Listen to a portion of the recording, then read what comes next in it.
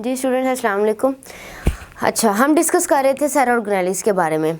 तो अब जो हमारी नेक्स्ट सेल ऑर्गेनेलिस है वो है माइटोकॉन्ड्रिया। ठीक है, अब माइटोकॉन्ड्रिया क्या है ये भी सबसे पहले मैं आपको बताती हूँ कि ऑर्गेनेलिस में से टाइप कौन सी है। तो ये कौन सी टाइप में आती है? डबल मेम्ब्रेनस ऑर्गेनेली है कि इसके भी इर्द गिर्द डबल मेम्ब्रेनस होती है, आउटर और इनर।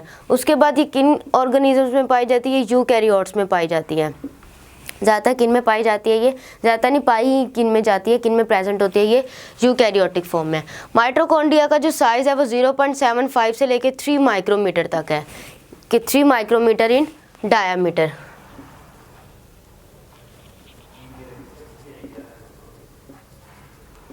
जीरो 0.75 से लेके 3 माइक्रोमीटर इन डायमीटर इसका साइज़ है। अच्छा, अब और माइटोकॉन्ड्रिया के बारे में आगे आती है इसकी मेम्ब्रेन। अच्छा, माइटोकॉन्ड्रिया हर सेल में प्रेजेंट नहीं होता। जैसे कि अगर हम यूकैरियोटिक की बात करें तो यूकैरियोट्स में फॉर एग्जांपल ह्यूमंस में, मैमल्स में रेड ब्लड सेल्स होते हैं। तो रेड ब्लड सेल्स के अंदर माइटोकॉन्ड्रिया नहीं पाया जाता। जबकि अगर हम लिवर सेल की बात करें, तो इसके अंदर 200 से ज़्यादा माइटोकॉन्ड्रिया पाए जाते हैं। तो ये यूकैरियोट्स में भी हर किसी में पाया नहीं जाता। ये भी, इनमें भी क्या है, डिफरेंट टाइप्स हैं, डिफरेंट कंडीशंस है कि किन किन में पाया जाता है, किन में प्रेजेंट नहीं होता। अगर हम रेड ब्लड सेल्स की बात करें तो उनके अंदर माइटोकॉन्ड्रिया नहीं होता। लिवर सेल की बात करें तो 200 से ज़्यादा माइटोकॉन्ड्रिया पाए जाते हैं। एक सेल के अंदर कितने माइटोकॉन्ड्रिया होते हैं? एक सेल के अंदर 100 से लेके 1000 तक माइटोकॉन्ड्रिया पाए जाते हैं। कोई एक सेल है, जैसे अगर आप कर लें कि लिवर सेल है, अब इसके अंदर क्या आ जाते हैं? 200 से ज़्यादा पाए जाते हैं। लेकिन अगर हम एवरेज बात करें तो एक सेल के अंदर 100 से लेके 1000 तक माइटोकॉन्ड्रिया प्रेजेंट होते हैं। अब हम आते हैं इसके आगे स्ट्रक्चर की तरफ या डायग्राम की तरफ आएँ तो ये माइटोकॉन्ड्रिया जो उनसे हैं डबल मेम्ब्रेनस ऑर्गेनेली है। एक होती है इसकी आउटर मेम्ब्रेन और दूसरी होती है इसकी इनर मेम्ब्रेन। जो आउटर मेम्ब्रेन होती है ना वो स्मूथ होती है, बिल्कुल स्मूथ होती है, जस्ट लाइक दिस। ये है उसकी आउटर मेम्ब्रेन। जबकि अगर हम इनर मेम्ब्रेन की बात करें तो इनर मेम्ब्रेन में इनफोल्डिंग्स हुई होती है, जस्ट लाइक दिस। ये इनर मेम्ब्रेन है, ये अंदर की साइड पे क्या होती है? इनफोल्ड हुई होती है।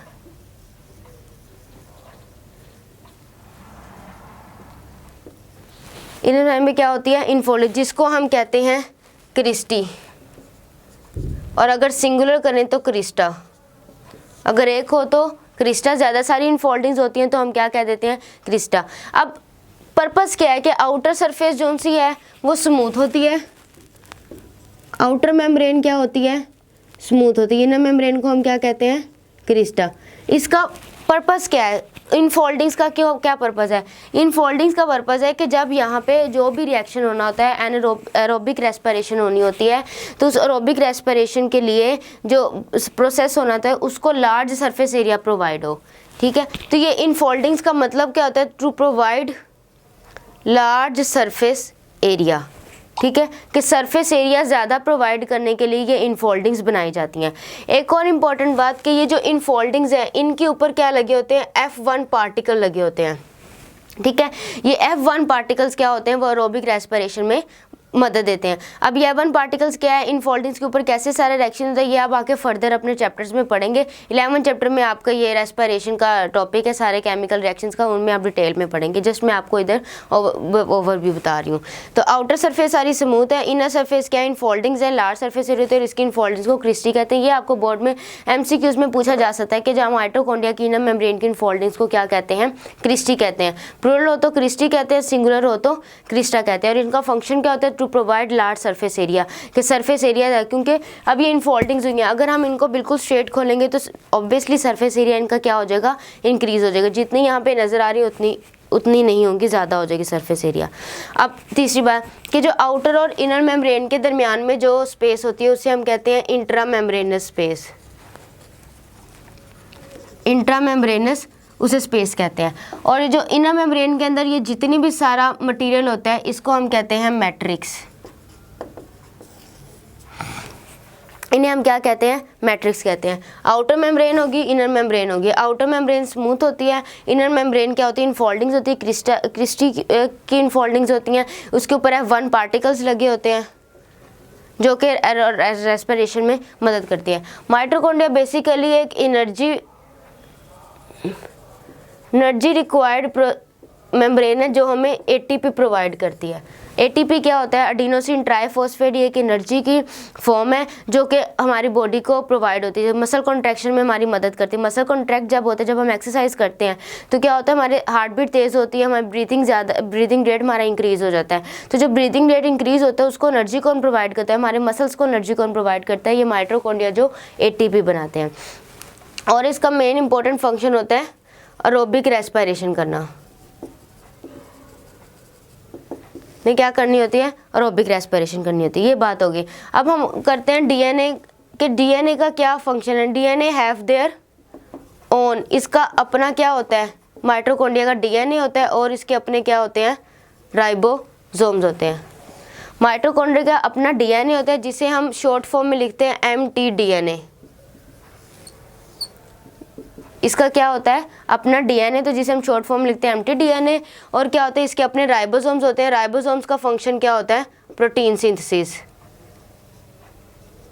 तो अगर हम एग्जांपल लेते हैं ह्यूमन कार्डिक माइटोकॉन्ड्रिया की, किसकी लेते हैं? Cardiac mitochondria. कार्डिक माइटोकॉन्ड्रिया का क्या मतलब है कि जो कार्डिक मसल्स कहाँ पे प्रेजेंट होते हैं? हमारे हार्ट में। तो जो हार्ट के अंदर कार्डिक माइटोकॉन्ड्रिया होता है वो 615 टाइप्स की प्रोटीन बनाते हैं, मतलब 615 डिफरेंट टाइप्स की क्या बनाते हैं? प्रोटीन्स बनाते हैं। अब अगर हम इसी तरह माइटोकॉन्ड्रिया डीएनए पे आए तो इसके डीएनए के अंदर इसका अपना जीनोम होता है। जीनोम का मतलब है इसका अपना जेनेटिक मटेरियल होता है। इस जीनोम के अंदर 37 डिफरेंट जीन्स होते हैं, 37 जीन होते हैं। हर एक जीन का अपना प्रॉपर फंक्शन होता है। हर एक जीन का क्या होता है? अपना प्रॉपर फंक्शन होता है। माइटोकॉन्ड्रिया की अपनी अपना जेनेटिक मेकअप होता है जिसमें उसका अपना डीएनए होता है, राइबोसोम्स होता है। राइबोसोम्स की प्रोटीन सिंथेसिस होती हैं। अगर एग्जांपल मैंने आपको दिया कि कार्डिक माइटोकॉन्ड्रिया में 6 डिफरेंट टाइप्स की क्या होती हैं? प्रोटीन होती हैं। और बाकी बात आगे डीएनए। डीएनए का क्या होता है? इसको हम शॉर्ट फॉर्म में कहते हैं माइटोकॉन्ड्रिया डीएनए। इसके जीनोमिक लाइब्रेरी अपनी होती है जिसमें 37 जीन्स होते हैं, जो हर एक जीन का अपना क्या होता है? प्रॉपर फंक्शन होता है। लास्ट बात मैं आपको बता दूं कि ये जो इसके राइबोसोम्स होते हैं, माइटोकॉन्ड्रिया राइबोसोम्स रिजेंबल करते हैं, इसके जो राइबोसोम्स होते हैं वो बैक्टीरिया के राइबोसोम से रिजेंबल करते हैं।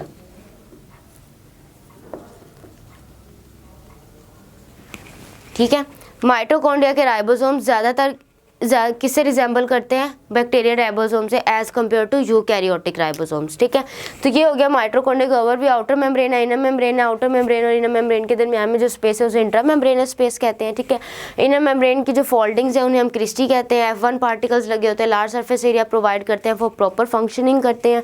प्रॉपर फंक्शनिंग के लिए एरोबिक रेस्पिरेशन का प्रोसेस होता है। माइटोकॉन्ड्रिया हमें एनर्जी प्रोवाइड करते हैं in the form of ATP, adenosine triphosphate. और लास्ट बात ये कि जो माइटोकॉन्ड्रिया के राइबोसोम्स है वो किससे रिजेंबल करते हैं? Bacterial ribosomes. This all about of your mitochondria.